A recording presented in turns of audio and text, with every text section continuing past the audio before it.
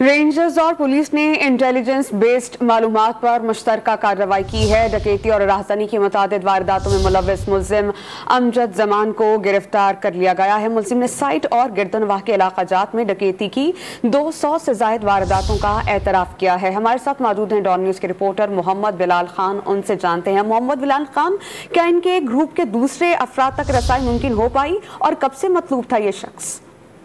जी बिल्कुल, देखिए रेंजर्स और पुलिस की जानिब से इंटेलिजेंस मालूमात की बुनियाद पर मुश्तरका कार्रवाई की गई है।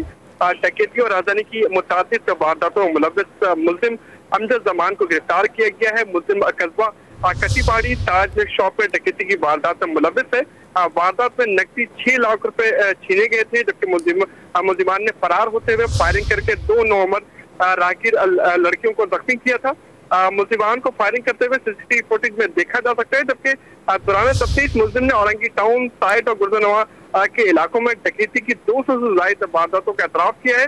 रेंजर तर्जुमान की जानिब से बताया गया कि मुल्जिमान ने शहरियों से 50 लाख रुपए जायद रकम लूटने का एतराफ किया है। मुल्जिम के दीगर साथियों की गिरफ्तारी के लिए छापे मारे जा रहे हैं, जबकि गिरफ्तार मुल्जिम को मजीद कानूनी कार्रवाई के लिए पुलिस के हवाले कर दिया है।